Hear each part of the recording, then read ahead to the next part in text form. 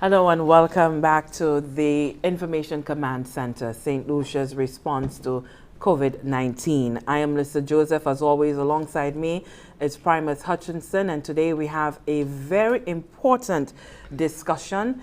As you'd have heard earlier on today, the Minister responsible for Commerce, the Honorable Bradley Felix, did make an announcement that the government has decided to lift the ban on the sale of alcohol or reinstate liquor licenses in the formal tone.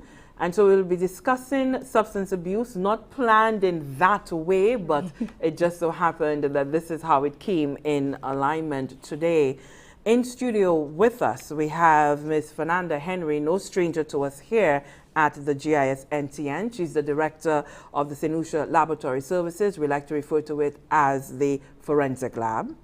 We have Mrs. Joanna Joseph Henry, who is the Deputy Coordinator for the Substance Abuse Advisory Secretariat, and will be joined by telephone later on by Robert Huggins, who's the Director of Turning Point. And among the unique challenges posed by COVID-19 pandemic, of course, is what happens to addiction, behaviors of addiction. In St. Lucia, we've had a sort of raging debate on social media via the formal media, persons discussing this impact, whether it be the social aspect, the economic aspect of the withdrawal of liquor licenses during the COVID-19 pandemic here. So we want to be able to discuss all of the issues surrounding that, and we're looking at the behaviors, consumption, how persons can get help if they believe that they are in trouble, and I'm talking about addiction here, whether they're going through withdrawal symptoms as well. So wide cross-section of discussion, and I want to say hello to the beautiful ladies in studio. Very nice to see you ladies again. Let's open up the discussion with what we were talking about before coming on air. We had the disturbing report of the Saint Lucia distillers that break in there and the theft of more than 100 liters of undiluted alcohol, and we're looking at 95%. And Fernanda, for you, you immediately brought up what happened, as we refer to it as Coolie Town now, referring to the incident of where we had that widespread consumption there of a lethal form of alcohol. Correct. When you heard that news report, what went through your mind? Well, hearing the news report, there were two things that went through my mind. Hearing the news report of the theft, and I thought, well, okay, now, we're having an upsurge, particularly of crime at this point in time. If we think about the whole, all of our measures that were taken since the start of our response to the pandemic, we kind of had a lull, if you'd agree, in crime, so to speak. But now we're seeing an upsurge in crime again. So that was concerning for me from the forensic aspect. And secondly was what was stolen, this 95% or undiluted alcohol in that amount from distillers, coupled with the announcement of the relief of the ban on alcohol sales. So my concern is, how does one discern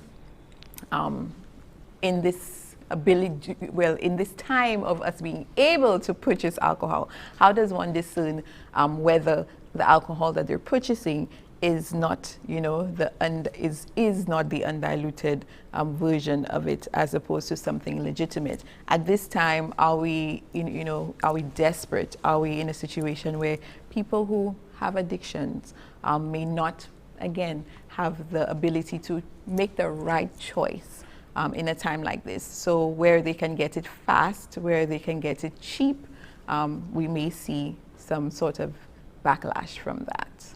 Now, to your point there, I think the only thing that's a sort of saving grace is that the minister did make it clear that we're looking at sale from supermarkets, the sort of mini marts, grocery stores, the gas stations. So at least now we know that perhaps those what we refer to as the cabaret, the tea cabaret, will be not closed. be, The bars will be, and so on are right. closed. So right. That I think is a sort of comfort, especially like you, I share the same concerns. Yes. And so that came across as a bit comforting to know that at least that control measure is there. Yes. But we can't control the black market. Not at and all. I think for for Joanna, that may be the concern, because as Fernanda was saying, you would have individuals who perhaps just strictly based on driven by that addiction to want to go get what they can, perhaps at the cheapest price, or maybe they want to get that fix so badly,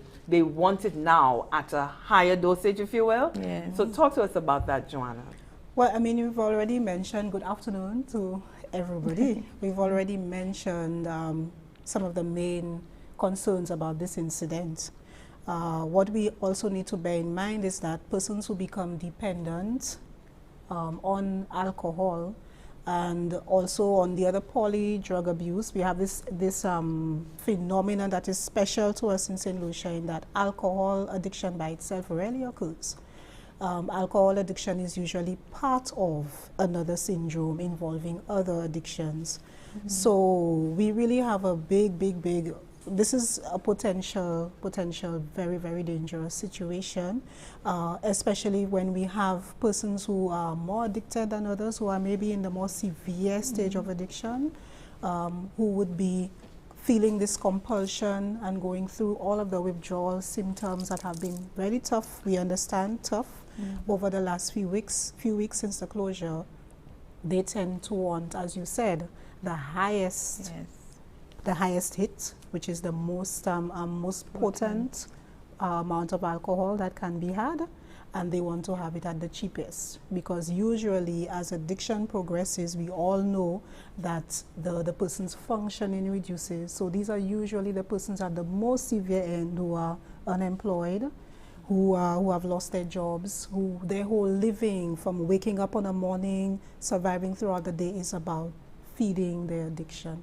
So for us at the Substance Abuse Secretariat, and for myself as well, coming from Turning Point in my previous post, this is really alarming news that has happened. So we know we have to emphasize throughout this that individuals should not purchase any type of alcohol that is not sealed. That's number one in terms of the warning. Number two is that the back door kind of alcohol, or the informal sector that we know is operating, we really need the support of the community to be able to report those persons to the authorities so that they can be shut down.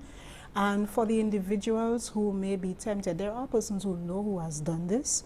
They really need to be aware. Yes, we understand that there's a lot of unemployment as a result of all of the sector closures that have happened, and we are sympathetic to that. But we must always bear in mind that we cannot trade health and well-being for money. And so the individuals who have done this, I really want to implore those persons not to sell this, because this is going to create a lot of harm for the persons who use it, for the family members who will be impacted by the... you have no idea what this can do to individuals. But we got a little introduction a couple years back when we had the Cooley Town incident, and so we don't want to repeat that. Families are still grieving as a result, so we hate to have to bring it back to those families, but we need to remind the population that we've been through this, and so we need everybody on board to report this incident, to refuse to purchase, and to inform the authorities of anybody who has this alcohol in their possession. Let's talk a bit about what health-wise, Fernanda, you were involved, as we indicated earlier, in the Cooley Town incident. Talk to us about what the consumption of this 95% undiluted alcohol can do to the human body. Well, first of all, alcohol is a nervous system depressant. It depresses the nervous system, which means that it causes your systems to essentially shut down, to decrease in function. And so consuming that high percentage of alcohol can shut down our systems, and there's no other way about it. So you from your vision to eventually, if it gets to your brain, it can shut down your respiratory centers, so it can have you to stop breathing, essentially. So so I want to implore those people who may, we're being very realistic here. If anyone happens to consume it and they are experiencing blurred vision, they are experiencing dizziness, disorientation, that you should seek medical attention, because this is just the beginning of the symptoms that will progress eventually, that can progress to something more serious and eventually cause your system to shut down and lead to death. How would one, before the Primus comes in, how would one know that if they come into contact with this, they're about to drink it, that they would know that this is undiluted alcohol? How would one be able to discern that? There is no way, that the way we discern it is through chemical analysis. That's what we do. We run it through an instrument, and it tells us what the percentage is. So the regular consumer, if I went to well, which I wouldn't do, but hypothetically, let's say, let's imagine that if I had to go to a friend to get a drink or something, and they're offering me a drink, and the bottle does not have a label, or that sort of thing, and they're pouring the drink, I wouldn't be able to tell. Maybe maybe it would smell a little stronger than what I would be used to, but I wouldn't necessarily know. So I would consume it thinking that it was a regular drink until I started experiencing the symptoms, actually. So is there, Joanna, people now talk about put the chaser, so I could put in some other drink and believing, well, this has diluted. Right. Yeah. Is that possible? This is what would normally happen. Yes. So it is very, very difficult, as Ms. Henry said, to detect for the ordinary person, to detect that this is a very lethal dose of alcohol. So putting in orange juice or Yes. putting in Coke, your Coke and in all of there these sorts will of not things. make it safer No. for you to drink. Definitely Not at all. not. You still have 95% That's proof right. alcohol with just a little sugar and some Yes. flavor added. Right. That's all it is. And so this is why it is even more important that individuals at this point resist the urge to purchase those prepared drinks. Yes. And it is, I'm really happy that although, the ban is being lifted on certain purchase of alcohol, but the bars remain closed and restaurants remain closed, where, we tend to have this mixing in Saint Lucia of bar and restaurants. So this may, avert too much disaster because we still have that ban in effect. Okay. Before we talk about the whole rubbing alcohol and so forth in a moment, let's go across to Primus so that he can fill us in the Creole. Merci, Docteur Lisa. Acte moi dire encore plaisir pour nous laisser puis nous encore. Monsieur madame, je dis à cette discussion ici là, nous avons posé attention sur l'alcool et danger qui s'ani le trop touché à un service là. Et comme Lisa te dit en anglais tout à l'heure là, ça qui a fait concerner nous plus, c'est ministre Bradley Felix annoncé qui la a laissé à sous bride là qui était à sous service alcool, alors à d'une façon côté c'est cabaret pas ouvert, mais un supermarché place comme ça moun kay ça acheter peut-être une bouteille fait comme ça. Et l'autre barrière là nous avons discuté des grecs là qui des professionnels avec ça là, c'est nouvelle là nous turn côté Saint Lucia distillers voler à toilette qui voler alcool qui très fort nous savons ada nous comment qui sortait ada commune ça la savent qualité force ba ça la ni comment yo danger alors nous ni madame Joanna Joseph et madame Fernanda Henry de ce monde ça là c'est des gars qui bien qualifiés de la situation ça là pour causer puis nous à ça nous allons commencer avec madame Joanna Joseph et dis-nous madame Joanna Joseph qui m'a dit tout cas de ça là particulièrement les venus pour servir alcool comme annoncement déjà fait qui a souvent à présent et qui m'a dit ça qui a affecté la situation côté vol déjà fait alors il fait côté moun péni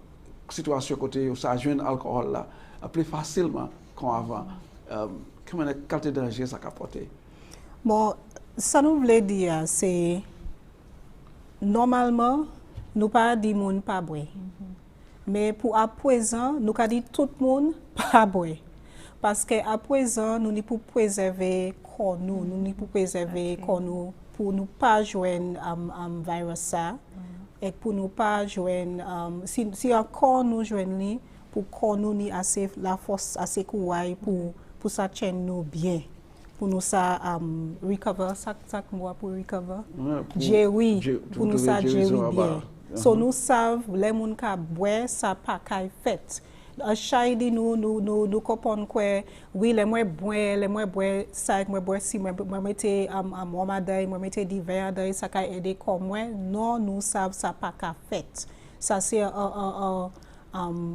ça pas vrai ça c'est ba nous ka dit qu'on nous mais nous ni pour comprendre ça pas ka aider nous la pani pièce ba de alcool là qui ka ban nous pièce kouwai les nous ka boire ça c'est ba nous ka fait pour plaisir mais avec l'autre monde qui pas ka boire pour plaisir yo ka boire parce que yo besoin pour commencer la vie pour la vie yo ça nous ka dit yo ka yo addicted you are touché at the top form oui yo pas ni un choix yo besoin wam la be divers n'importe ba la alcool la yo besoin so ça moi vle dire sur situation ça wam ça qui te volé il tellement important pour tout le monde comprendre yo pas ni pour acheter pièce qualité alcool qui pas dans bouteille qui fermée pas aller à dans pièce ti kabawe pour acheter ça qui fait moun autant malade ça fait moun mort qu'on nous ouais nous te ouais avant des l'année avant situation couli town là so nous ni pour tout comprendre même si nous ça acheté depuis demain on va comprendre aujourd'hui ça pas mine pour dire c'est pour nous continuer à boire manière nous t'es boire avant et plus tard plus quand nous aller plus tard dans programme là moi voulais faire mon comprendre problème là nous ni pour qui raison moi qu'a dit ça.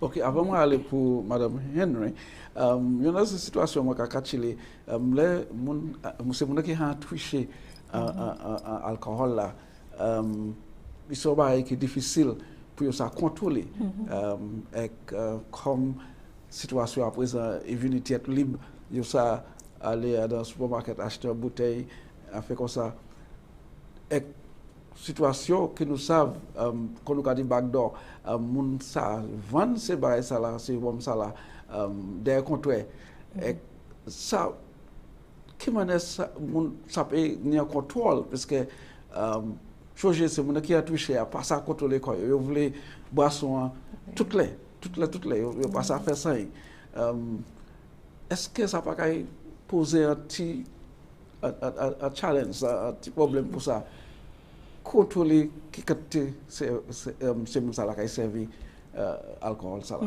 oui il amener il fait difficile pour ces moun ça mais ça moi veut dire c'est un moun qui ni autant besoin pour moun ça besoin traitement ek nou ka parler di sa kon nou ka monter. Mais ça nous ni pour comprendre aussi.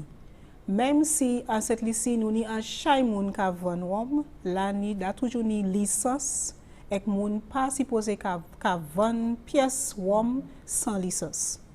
So nous ni pour faire bonne décision, là nous savent ça ka aller pour faire ces police là faire ces police oui, faire ces police ça savent moun ça tel moun ça ka vend parce que nous pas les moun à de famille nous joindre et contact et qualité alcool là qui moun ça a volé nous pas les pièces moun a nous pas ça toucher famille nous pas les pièces moun vini malade et ben mort à dans situation ça et nous ni moun en famille nous ni pour aider yo pour yo du bout pour yo joindre assistance là yo besoin pour yo du bout parce que c'est un problème yo ni c'est un problème médical yo ni et c'est pas bail conseiller yo voir c'est ben pour blâmer yo nous ni pour comprendre yo et pour encourager yo et aider yo à de manière et là ni service en cette lycée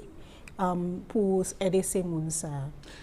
Madame Henry, Oui, c'est vous qui regardez dans le fond situation ça là c'est vous qui la vie pour science laboratoire c'est une situation que vous connaissez bien. Oui. Expliquez-moi nous ces qualités d'agir. Avant nous aller pour point ça, Primus. I did that well? Very, very well. So you can join me here. Well, before we get to Fernanda, we have online with us, as promised, Robert Huggins is the director of Turning Point. We'll be able to get him to chime in because he's not here with us. Good afternoon, Robert. Can you hear me? Good afternoon. Yes, I can hear you very well. Loud and clear. If I can hear him just a bit louder would be nice as well on my end. Robert, a lot has been said about the alcohol, the ban on alcohol during this COVID time. For you, as the director of Turning Point, how do you see the issue? It's a tough one. I think what it shows really is how people are, let me not use the word addicted, but it shows the level of which people sort of accept or revolve around the use of alcohol in many things. That if it could be taken away temporarily, there's such an uproar, you know, for something that has no real health benefit, doesn't really add value to your life in many ways. And actually quite the opposite, that if you're told that you can't use it, all of a sudden everybody is super upset about that. And I think that's an indication that there should be some introspection done to understand why it's that way. Indication that we have a problem with addiction or alcoholism in Saint Lucia, Robert?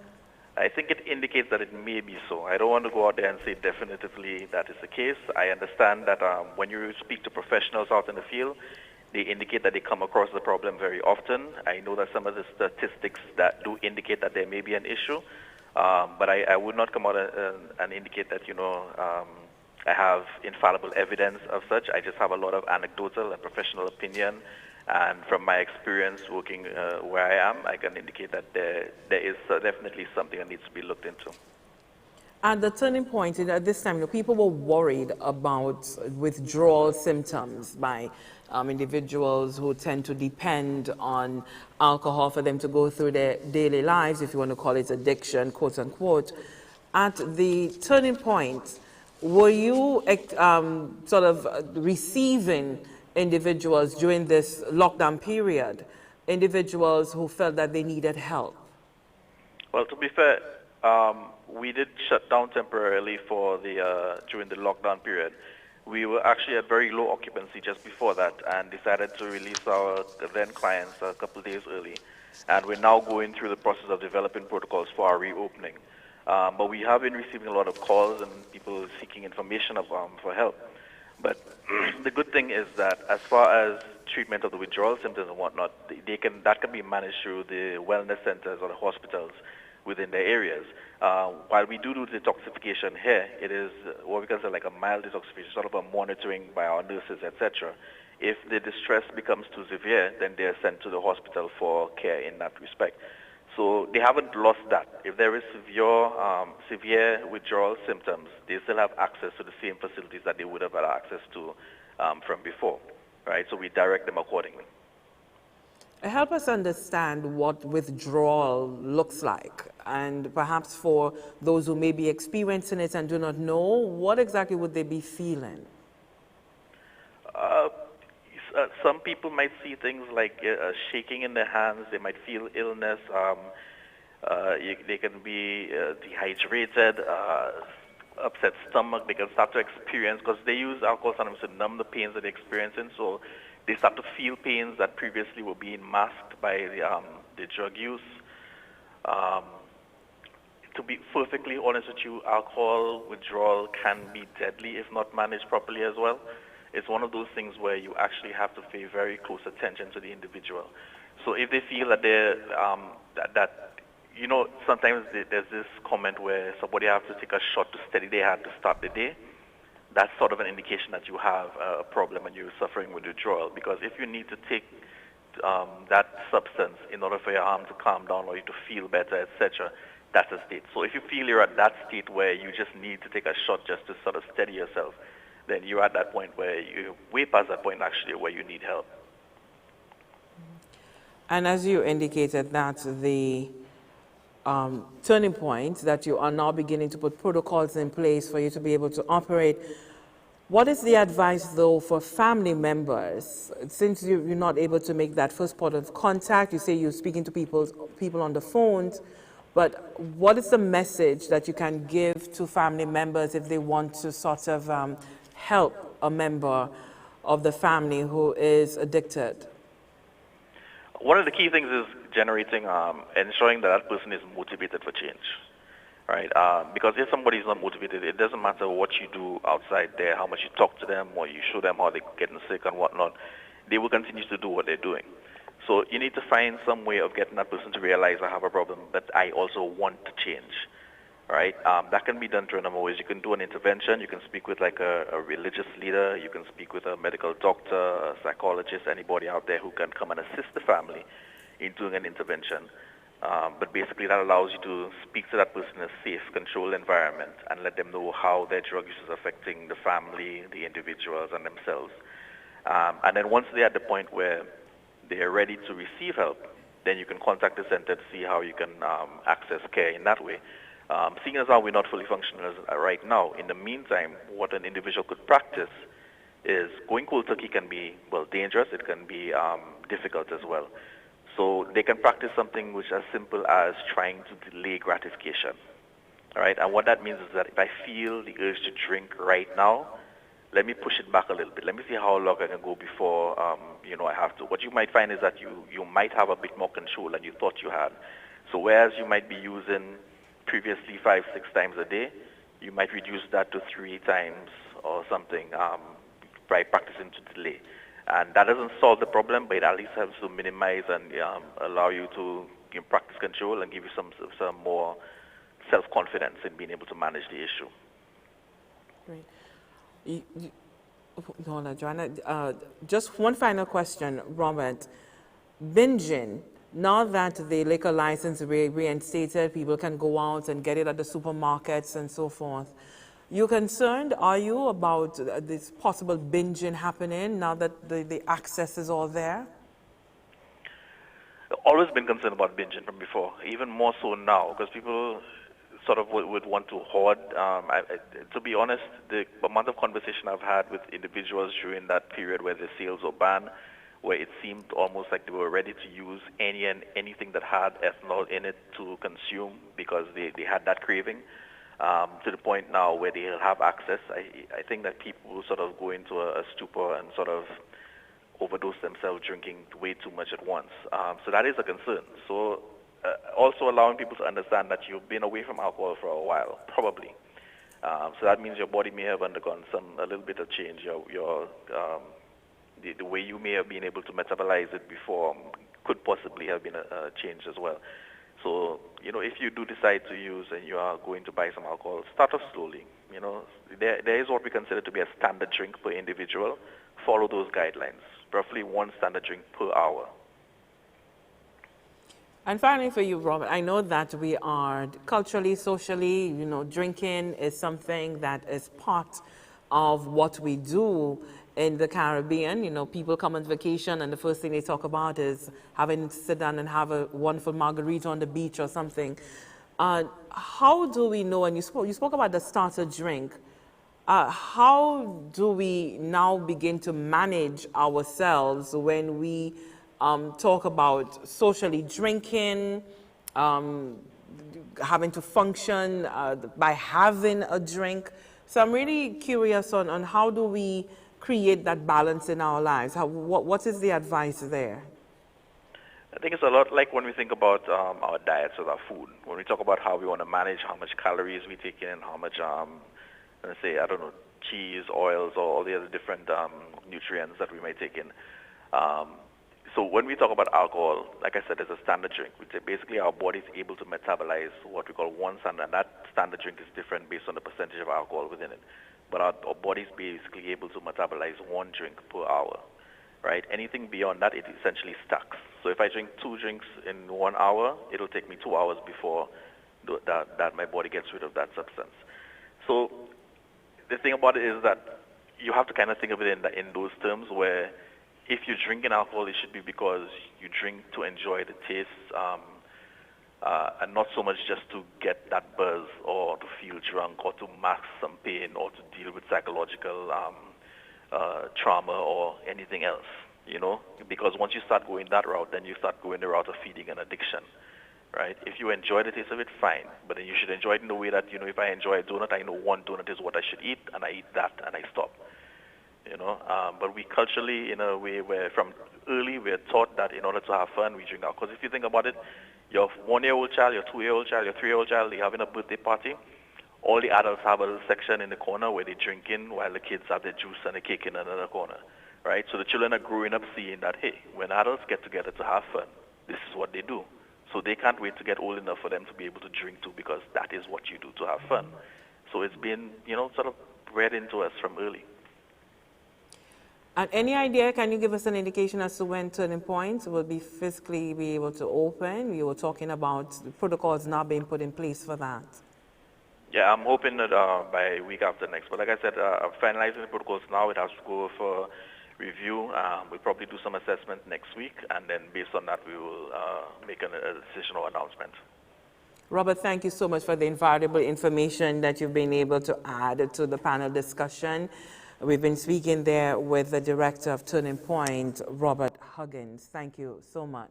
We've not forgotten, Primus, your points, but Joanna wanted to chime in on just to extend on what Robert was saying there. Go ahead.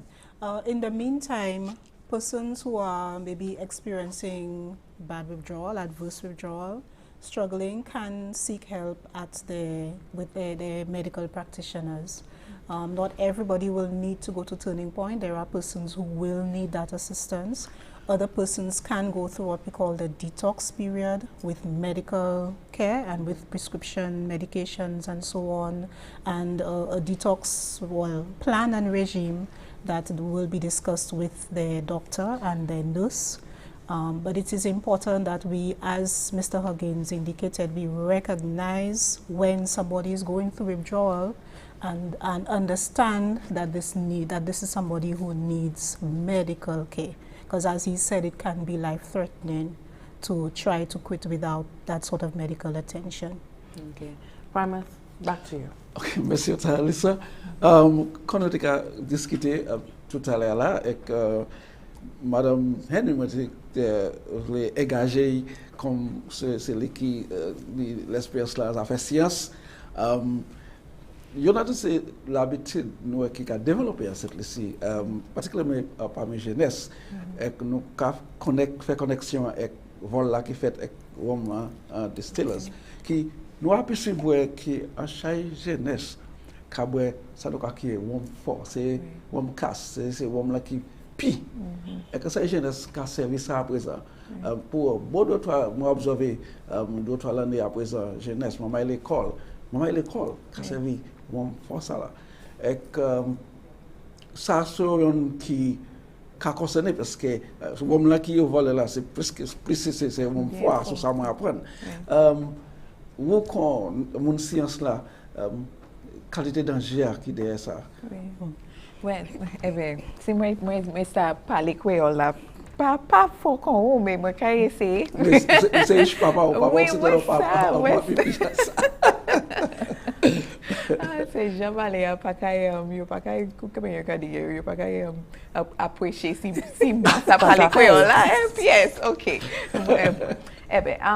oui mais Mr. Huggins dit bien si moi ça dit créole ça dit c'est manière nous lever nous ka ouais maman et papa nous boire nous ka ouais c'est grand monde là boire maman et papa nous ka dit nous pour anti oui vous savez so toutes ces bagages ça yo pas bon nous ni pour double ces bagages ça là nous ni pour respecter TMI là les yo nous ni pour faire yo comprendre que les yo c'est grand monde c'est les yo ça fait c'est décision ça là oui si yo vle ouais so nous pas ni pour faire yo quoi qui ou ni pour boire pour un bon temps so c'est ça moi quoi qui les ces jeunesse là nous ka ouais yo ka boire c'est one force là tout ces bagages ça a commencé les yo petit ça dit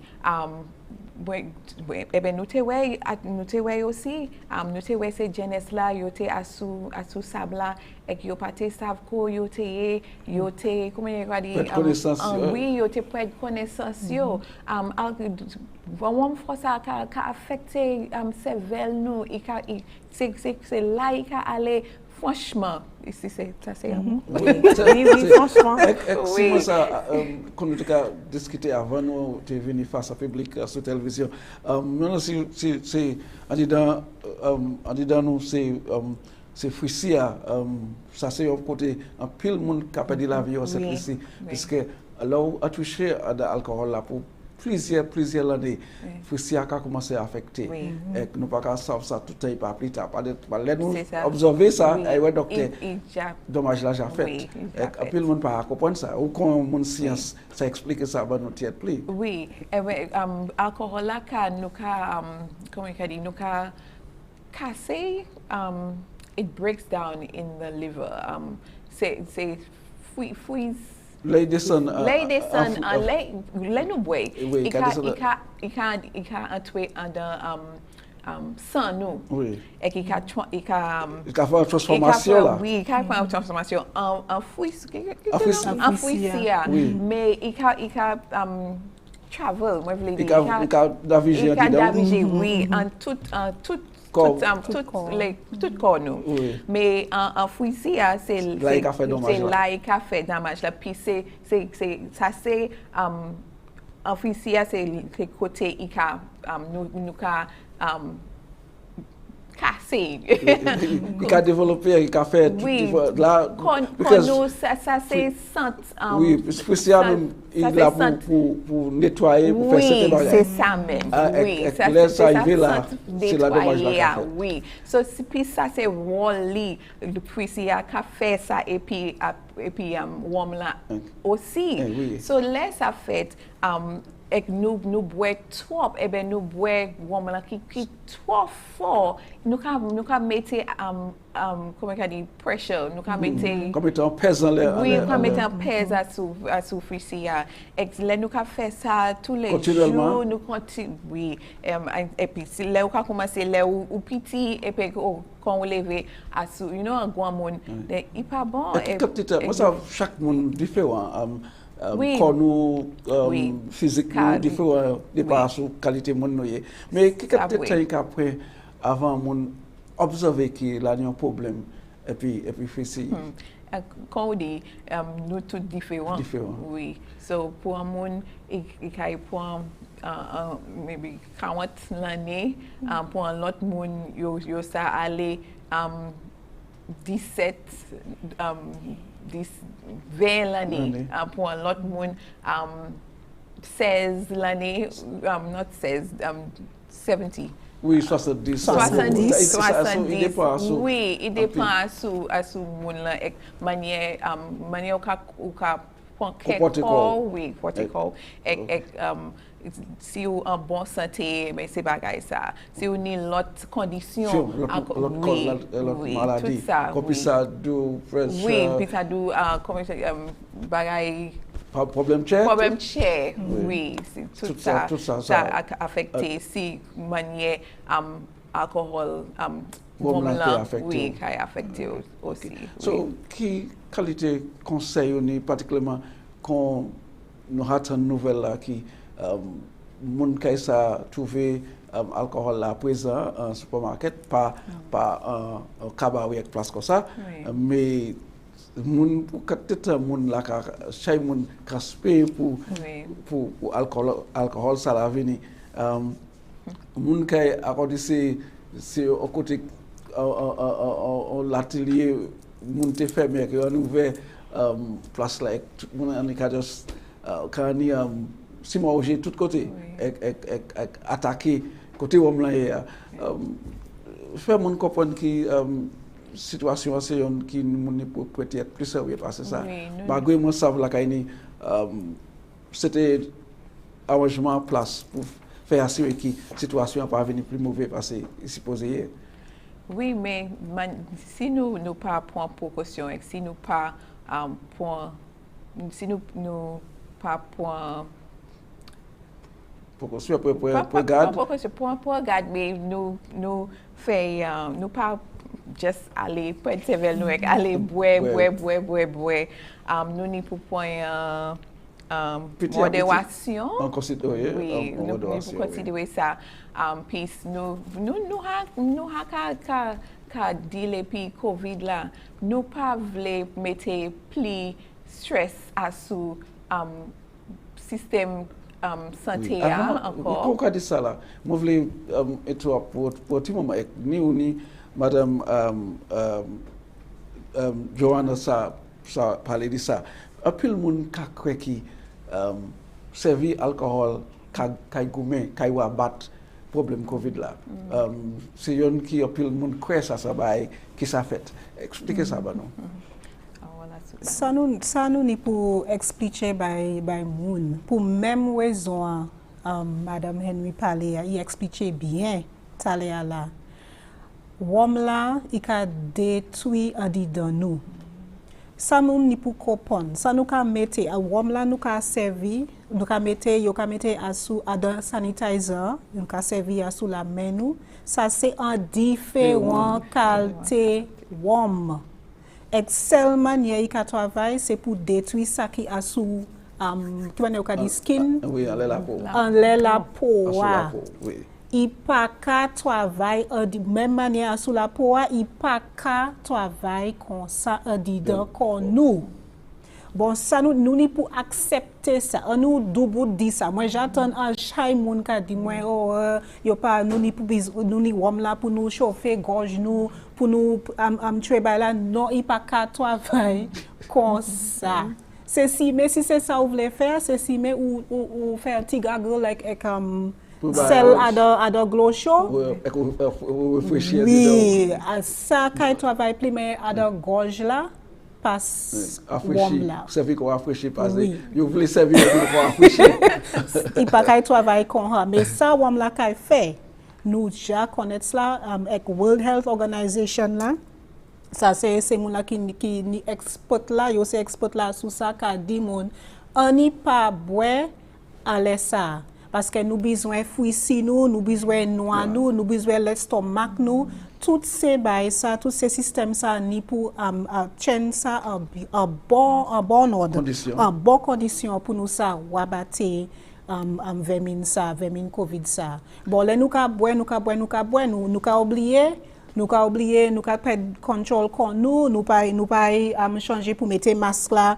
nous ka aller à de chimère tête la perdre on nous pas faire ça bon moi voulais dire c'est mon accord Mr. Huggins dit si on est pour boire ça nous voulait dire tous ces monde là on n'est pas aller faire course pour boire nous ni pour chaîne manière tout système là a changé à chaque monde nous a mais peut-être commencer à changer oui on nous tient système là bonne condition même si nous ca ouvert gouvernement ca ouvert c'est pour nous pas c'est pour nous tient contrôle à sous ça pour bien nous pour famille nous pour toutes ces monde là au lion nous so si vous ca boire yon boire à dans yon l'éditeur et vous ca prendre pause et peut-être vous ca boire un lot mais problème là nous ni déjà en chaque nous ka boire nous assis pour boire c'est 5 6 7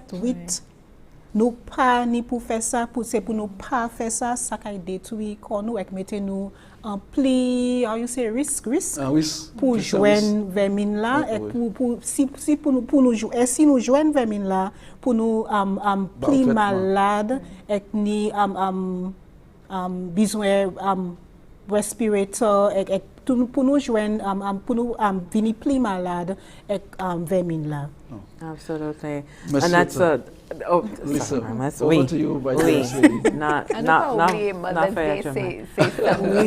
Exactly. So right. So Day. now to what Joanna was saying, the question now is that it's really you have an occasion, and we said that earlier. The whole socialization, an occasion is now coming up with Mother's Day, and we know Mother's Day is always a time. The festivity is always on a hype, but the message is that you ought not to decide to make a rush for the drinking, and because now you've had this lull, you can decide to drink 30 beers and you'll be fine. And as we were saying, it does not kill the virus, the coronavirus that causes COVID. But Joanne, if you can just go over that in English for us, how the immune system, as well as Fernando, you can chime in on there, the compromise of the immune system as a result of too much alcohol consumption. Yeah. Okay, so a lot of us believe that because it kills the virus on our skin, alcohol, it will kill the virus in our system. And it has been proven that that is not how it works. It does not happen that way. So we must stop saying this and we must move away from that idea because that is that's a myth, right? That's a falsehood. What alcohol consumption will do now is to weaken the body's immune system because the energy and the emphasis, the damage that does for the liver and the kidney and even the stomach, right? Because all of these organs now would be focused, rather than building the body's immune system, would be focused on breaking down and digesting alcohol. So we need to avoid that. The World Health Organization has advised, as part of our COVID management and prevention, that we encourage people to avoid alcohol consumption. But I mean, the ban is lifting and we understand. We have occasions coming and all of that. But we must, if we must drink, the first word of caution to individuals, don't drink. If you must drink, then avoid binge drinking. Binge drinking is sitting in one occasion and drinking 5 or more drinks in one occasion, or for men, or 4 or more for women. And that is something we do a lot in Saint Lucia. Yeah. Let me tell you, our per capita consumption is extremely high. And I'll tell you, in 2016, the World Health Organization estimated that for the year, most of us would drink about 10 liters of pure alcohol per person, and that goes up more. It can go up to 26 liters for males, 20 liters on average per individual, 26 liters pure alcohol for males, and maybe 9 liters for women. So you see how dangerous that is. And this is way above the regional limit, which is about 8%, the regional level. So we have a serious problem with heavy alcohol consumption in our country. And so this is a time that, now that we have gotten a little used to, yes, it has been difficult for some people, that may more indicate a need for help. If somebody is having a craving for alcohol, that is an early sign of dependence.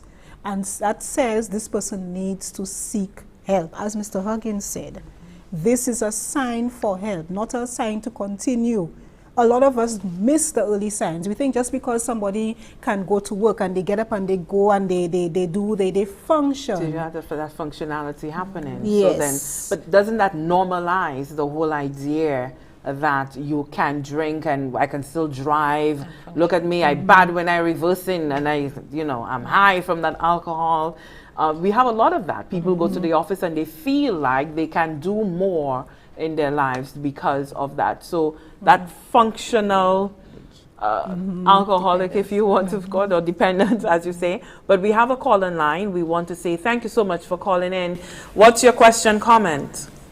Yes, I'm going to you put the ouvert because when you ouvert, like, when you touch one woman, you volley.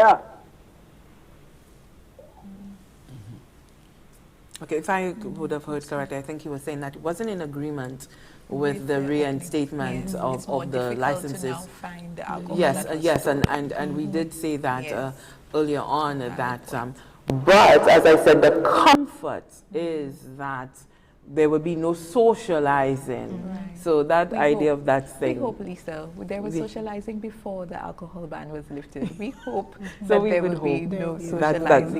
does I think that not will happen. be a challenge because we are so used to Mother's Day activities.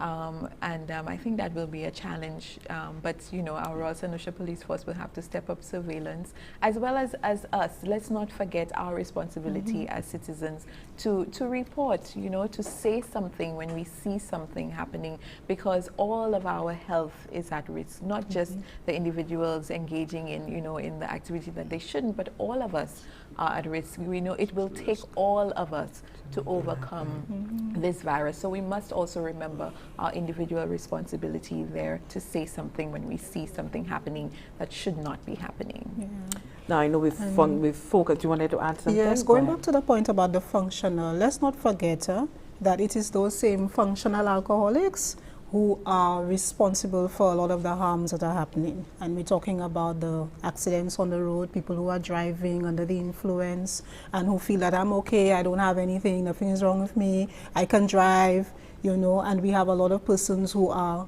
developing all those other NCDs. And let's not forget that the persons with diabetes and hypertension in our country are very young persons. Yes, we have those who are it's related to age, but a lot of our NCDs, increasingly we see younger and younger persons. So we understand that it is having a very, very harmful effect on our health, not generally. And we must not forget that these are the same individuals who in the home under the influence will engage in interpersonal violence. Fights happen between brothers, between brother and sister, between husband and wife.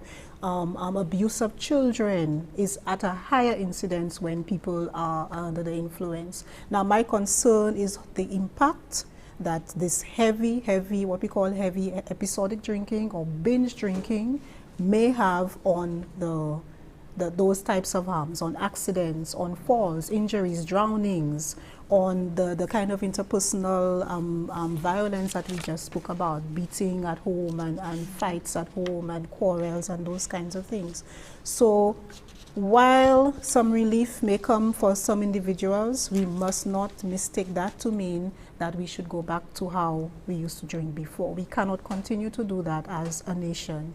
It is harming our family lives. It is harming us as individuals in terms of our years of life. It is cutting short a lot of our years of life. It is also related to the higher incidence of cancers. Let's not forget, we have not mentioned cancers, but we know that cancers are on the rise. Colon cancer, stomach cancer, the cancers of the bladder and so on, and liver cancer as well, right? So there's a lot of reasons where, come tomorrow, Mother's Day, all of the activities, moderation, and actually those who choose to abstain need to stick to that, and we need to be very, very careful with the use of alcohol, a lot more than we were before. Before we expand the discussion to other substances that you could be addicted to at this time, making it very difficult, the management of COVID-19, is there I'm thinking that as you age, your body may begin to sort of react differently when you are consuming that alcohol. Perhaps when you were at age 20, you could have gone on till morning time and feel like, I'm not feeling the effect. But as you get older, the body then begins to show less tolerance. Is that the case? Or do you now have to take in more in order for you to be able to get at that satisfactory high? You have you're getting deep into the science of alcoholism there, but you have both things happening. There's a curve as the individual is younger, and our concern is that a lot of our young people are starting at age 10, 11. So by 2021, they're at the peak of their curve already in terms of what we call increased tolerance. And at high risk of, at early 20s, since they started like 10 years ago, of becoming dependent and of becoming the functional alcoholics that we just spoke of. But then as they go older, in a short space of time, you see the decrease, and which is associated with the damage of organs, the damaged liver, the stomach ulcers, the weakening of the kidneys and the bladders and so on. And don't forget, we have a lot of people on dialysis because of kidney disease. Now, not everybody it's related. It's not because of alcoholism in everybody, but we know that this is a big risk factor in the number of persons who are on dialysis. So we really need to be concerned. What tends to happen over time, the more we drink, I like to call it a Panadol effect. If you've taken Panadols for a period of time, you begin to need more or more often to have the same effect. A drug is a drug. This is what will happen. May I just interject, Lisa? I was just thinking, I don't know if you spoke to this earlier on, breastfeeding mothers and excessive risk of abusing alcohol intake. How does that Oh yes, that's a serious concern, Mr. Hutchinson, and not even just in breastfeeding, from pregnancy.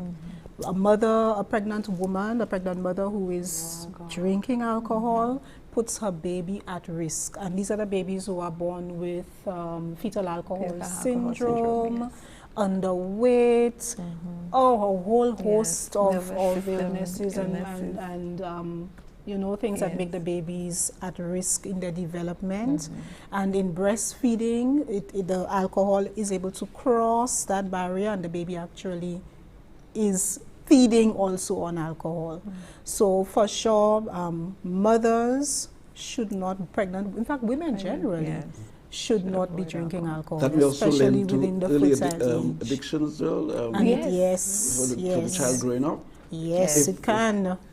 What they found is that babies who were exposed to alcohol in the womb and in breastfeeding were at a higher risk to become addicted to alcohol themselves later in years. It affects your ability to learn as well. Yes. So when you think about it, it means that you're not functioning as best a person as you can be. So now we are affecting our workforce, quote unquote, because these people, people who have been exposed to alcohol from the womb or from breastfeeding age are not able to be their best selves. So the economic impact is also real, from alcohol consumption. The effects are just, it's a holistic situation where different facets of our living, our lives are impacted by alcohol consumption. And we're not here to say that alcohol is bad. I think that we need to make that clear. Alcohol as its place, alcohol can be a good thing, because the research suggests that red wine has good effects for cardiovascular function, etc. So the key message is that everything, not just alcohol consumption, everything, all things in moderation. So we must understand ourselves, know how our bodies work. We can have one drink, like Mr. Huggins said, make sure that you are enjoying alcohol for the taste of it. You've had one, yes, I'm good, that's enough. Let that system, because the brain tells you, the brain naturally shuts off and says, okay, you've had enough, Fernanda, it's time to stop, let's not switch that off. And that's when we go over the curve and we become dependent, and we fall into the bracket I don't want to play being devil's alcoholic. advocate, but our cannabis friend may not necessarily agree. But I was just about to open up that discussion and go into tobacco and all other related smoking substances. But this is real, that we have people who love their smoking, and especially during COVID now, it poses such a very precarious situation, not just for the healthcare system, but for the individuals as well.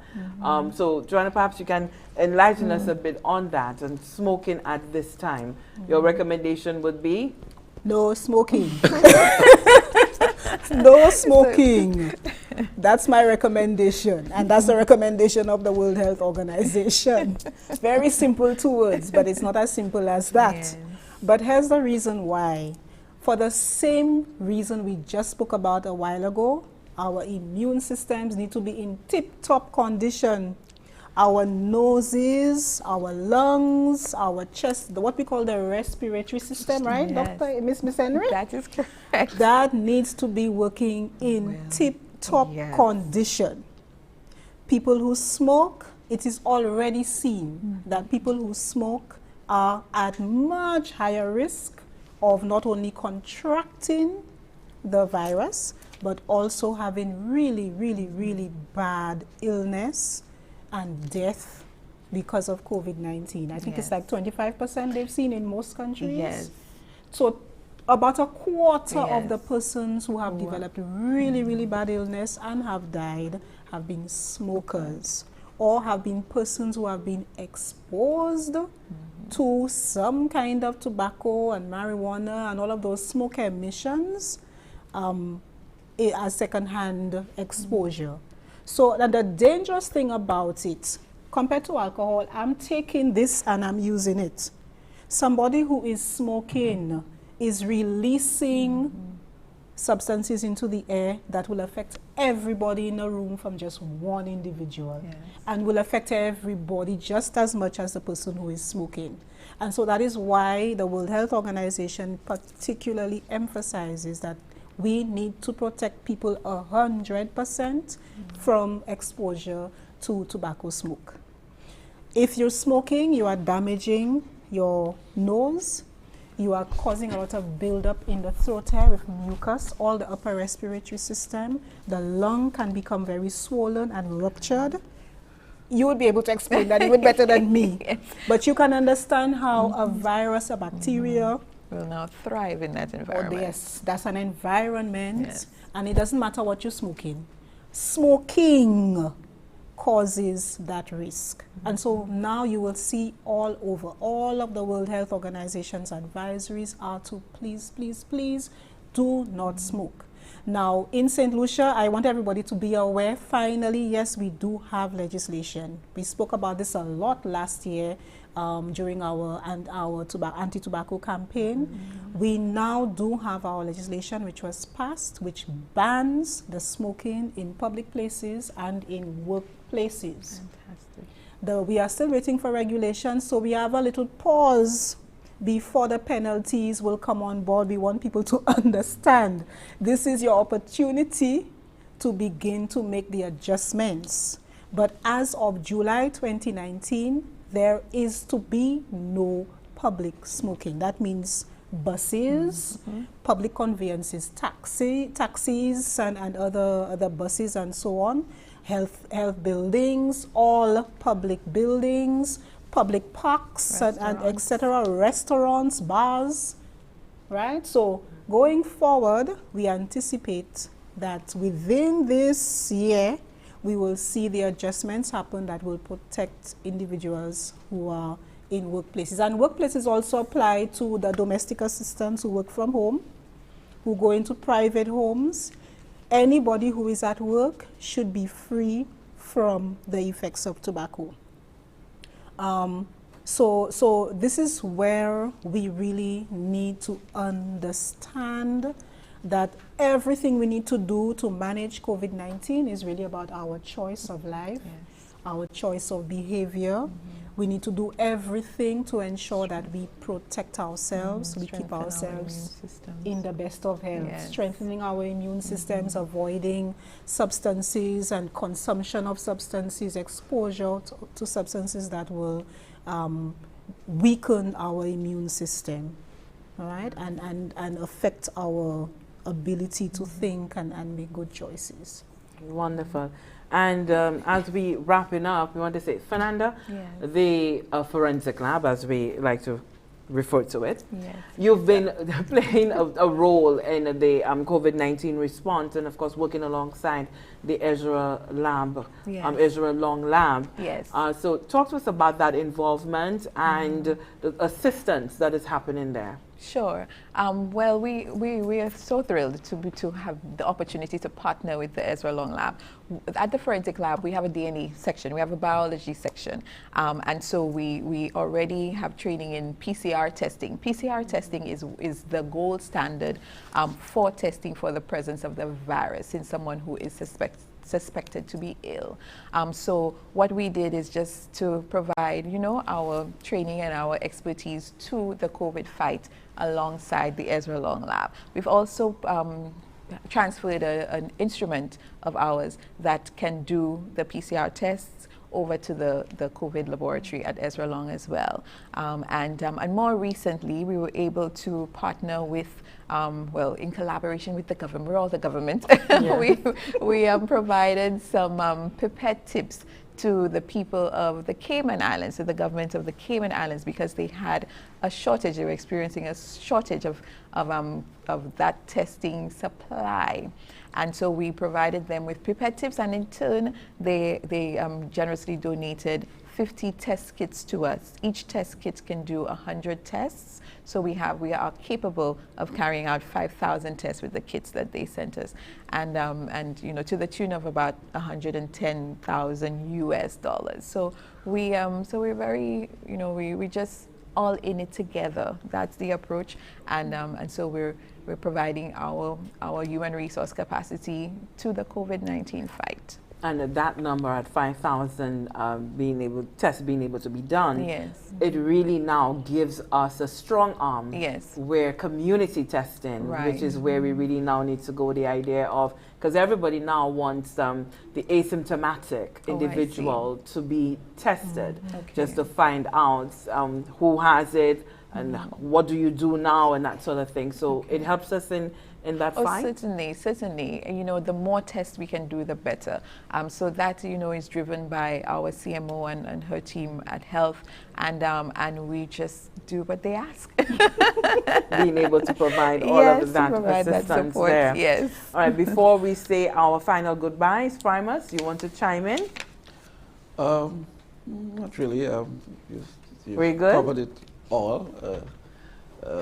Similarly for the je moun ki ka koute ici nous tan de madame là de grec situation ça là qui conseiller ça que nous pour faire particulièrement comme commencer des mêmes que moun ki ça trouver avait acheté alcool à supermarket pour servir.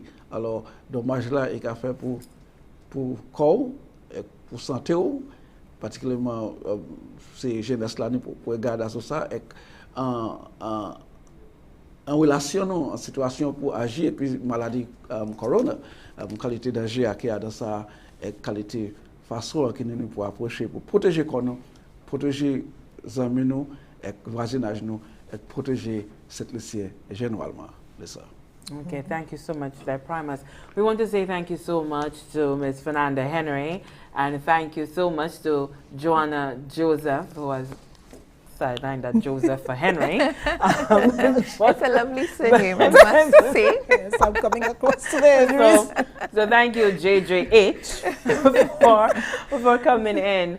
And we do hope that the information has been very useful for you, because as we indicated, now that we have the reinstatement of for liquor licenses, that you go out there and you know now how to be responsible in that consumption and how to be responsible with your behavior patterns moving forward. On behalf of Primus Hutchinson, I'm Lisa Joseph, also to inform you that we do have the Police Commissioner, Milton Daisy, who will be joining us at the top of the hour at 2 o'clock. He'll be here back in the Information Command Center with some new information and update for you. So join us then for that. See you then.